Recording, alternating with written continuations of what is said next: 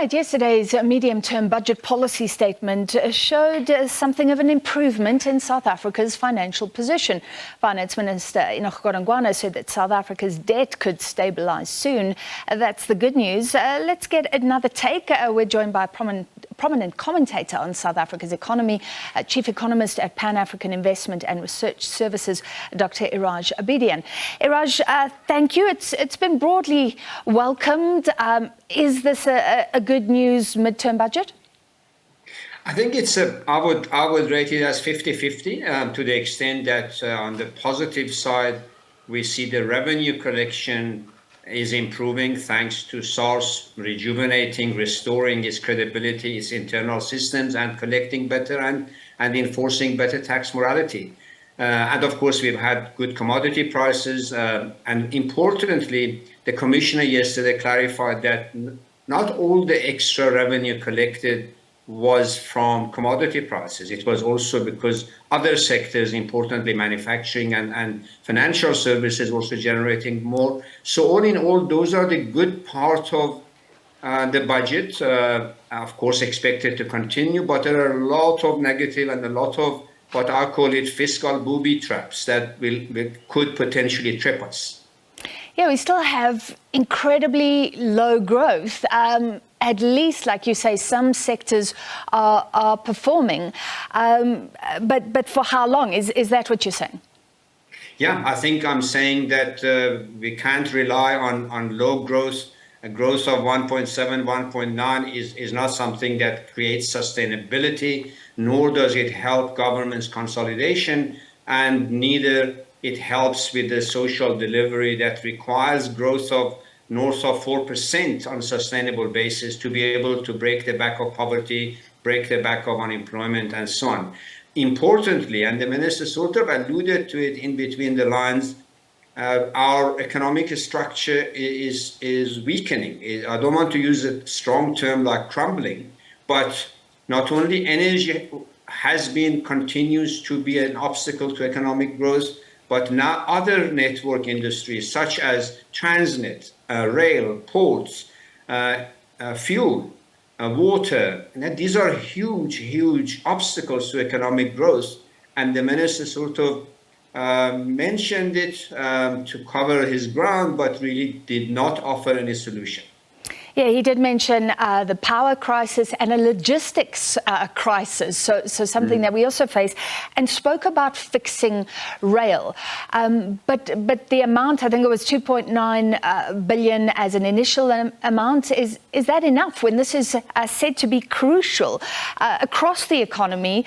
And we even spoke about rail when kids were killed because the trucks are flying through towns because they have to. Absolutely, Francis. If I was going to have a set of criticism, that would be my criticism number one from an economic point of view. The minister cannot pretend that Transnet is in a shape that 2 billion rand bailout is going to sort it out. Transnet is now where Eskom was 10 years ago. If we do not deal with it quickly, decisively, and professionally, we're going to have a disaster 3-4 times bigger than Eskom disaster that we have. And the minister did not, in my view, pay attention to that matter. There are some efforts to privatize sections of the rail, still debate around whether that is good for the investors and exciting enough. What about Eskom? Doctor, is it good enough that we will be seeing some transfer of Eskom's debt, but the amount and the finalization will only happen next year? Yeah, I think it's, as you know, and everybody knows, Eskom is not a new thing. 14 years, 4 or 5 different ministers of finance have come and gone, and still the minister could not be definitive about are they taking 1/3, are they taking 2/3, and it's left the uncertainty. It clarified one thing: Eskom, without government bailout, has no hope of stabilizing itself. So in that regard, it helped to stabilize. But bear in mind, that means putting something between 150 to 200, possibly 250 billion rand on top of existing government debt. So in essence, we're solving one problem for Eskom, but we're adding another problem to the national fiscus. So the uncertainty remains, the time remains. Remember, 3 ministers that I recall offhand have promised that by such a date, it will be sorted out. This is the third one. He now promises, the current minister promises that by February it will be sorted out.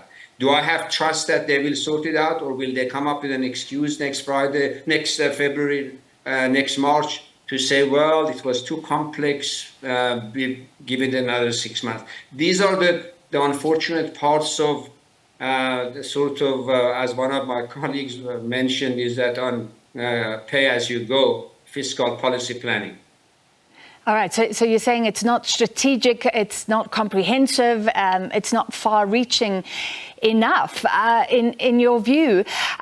Explain Eskom, if you don't mind, for the average person. What does it mean? Does this put the whole debate to rest about whether government would try and dip into the pensions of government officials?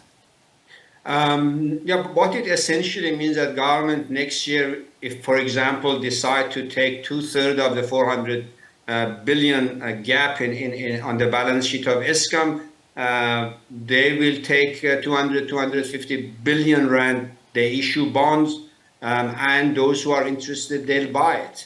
They could be local, they could be international. They will pay back the existing creditors of Eskom. So Eskom would have now, instead of 400 billion, let's say 150 billion shortfall. And that supposedly will come from its revenue increases. NERSA will give it additional tariff increases, and that would then become a sustainable business. It may solve Eskom's short-term problem, but it will not necessarily solve South Africa's energy problem, because solving the shortfall on balance sheet of Eskom is really avoiding its insolvency and its bankruptcy. But it does not give it resources, nor does it give credibility in the marketplace to go and now raise funding to build more generation capacity, which is the real problem of Eskom, is that it doesn't have reliable and up-to-date and environmentally clean generation capacity. So it will then shift of the 400 billion, let's say 215 billion of it on the national debt. The national debt to GDP will go up automatically by about 2% or so. But the generation capacity for the economy will stay still a problem. So we need to understand that the financial help that Eskom will get will solve its financial problem, but it will not solve its operational and outdated generation capacity problem. All right, and yes, those efforts to get more generating capacity still on board, still ongoing, rather. Iraj, let me end with this quick question. What do you think of government's handling of the wage dispute with public servants, who by yesterday were again at 10%, and the minister said we're going to implement 3%?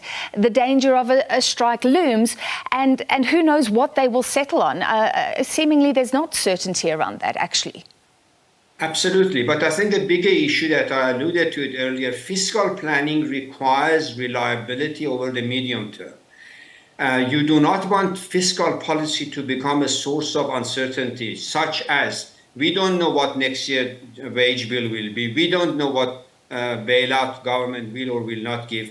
Giving 3% wage increase, even if it's negotiated through whatever negotiation, the reality is that the working class and the majority of government employees face inflation, real inflation of double digit in food, in energy, in transportation, etc., etc. So to expect that they will be able to take 3% is unrealistic. It's not a credible fiscal policy planning.